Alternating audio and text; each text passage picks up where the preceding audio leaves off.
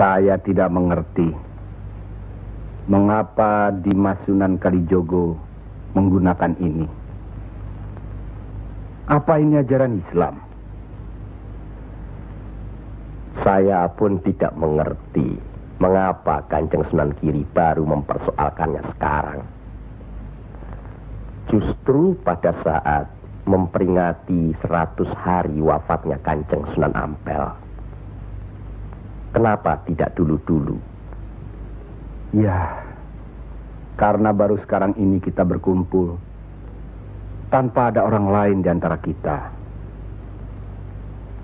Kenapa Dimas menggunakan kemenyan, bunga-bungaan, dan lain-lain ini? Bukankah Rasul menganjurkan agar kita selalu rapi, bersih, dan menggunakan wangi-wangian? Setiap sholat Jumat pun kita dianjurkan menggunakan wangi-wangian. Apakah sholat Jumat itu bukan ibadah? Tapi Sunan Kali membakarnya saat peringatan akan dimulai. Saat membaca doa. Sholat Jumat itu bukan hanya berdoa, tapi juga menghadap Allah. Dulu, kemenyan itu digunakan menyampaikan doa untuk nenek moyang lewat asapnya. Itu dulu. Tapi sekarang cukup dengan ini. Yang pasti, kemenyan itu tidak boleh.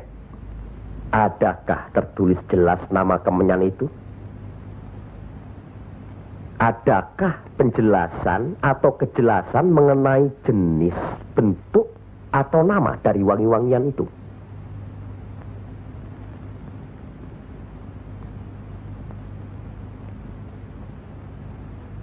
Kalau orang Jawa menganggap kemenyan, setangki, bunga-bungaan itu wangi, apa salahnya kalau mereka menggunakan? Tapi Sunan Kali kan bisa melarangnya.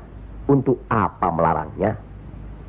Untuk apa kalau cuma membuat mereka tersinggung dan kemudian kita tidak berhasil mengislamkan mereka?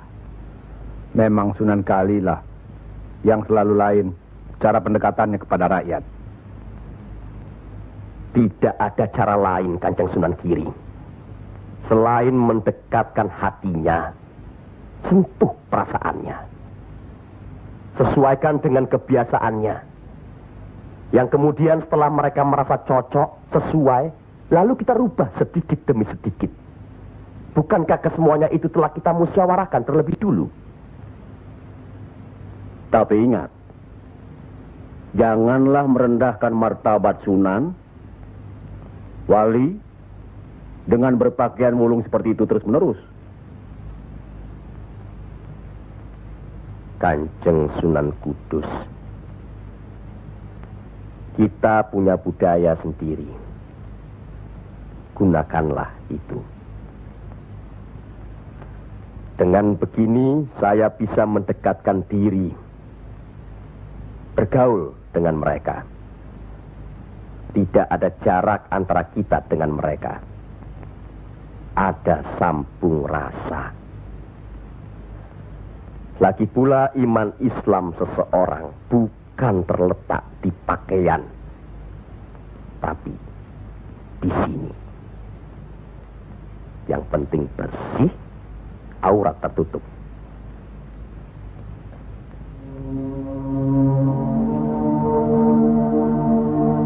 Hari ini, setan-setan sedang bertengger di dada sedulur-sedulur. Lupa akan firman Allah. Kalau ada perselisihan di antara kita umat muslim, kembalilah pada Al-Quran. Kenapa sedulur-sedulur lupa? Kenapa?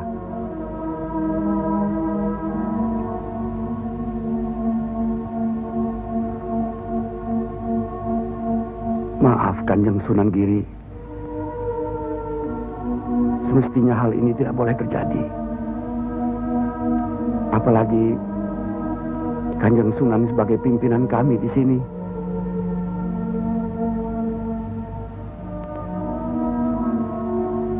Kita harus ingat akan bahaya Islam yang berpusat di Pengging, yang perkembangannya begitu cepat, penyebarannya dan cara mengajarnya yang berbeda dengan kita. Apakah kita tidak merasa curiga sama sekali terhadap Syekh Siti Jenar alias Syekh Lemah Abang itu? Maaf, Kanjeng Sunan Bonang. Tidaklah baik berprasangka buruk terhadap orang. Itu pun termasuk dihinggapi setan. Astagfirullahaladzim.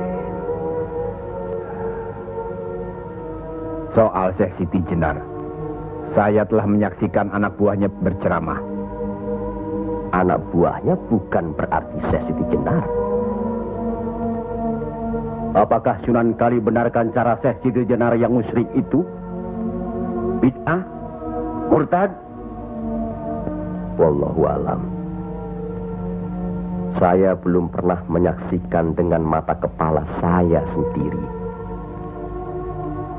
Menurut Imam Ghazali, melihat lebih baik daripada mendengar.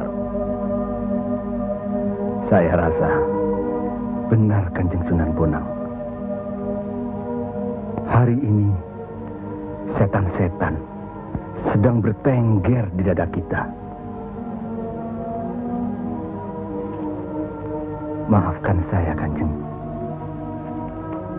Sama-sama, Kanjeng. Maafkan saya. Maafkan sama-sama. Maafkan. Maafkan saya, Sunan. Kanjeng Sunan Bonang. Sama-sama. Sunan Muria. Maafkan. Maafkan saya.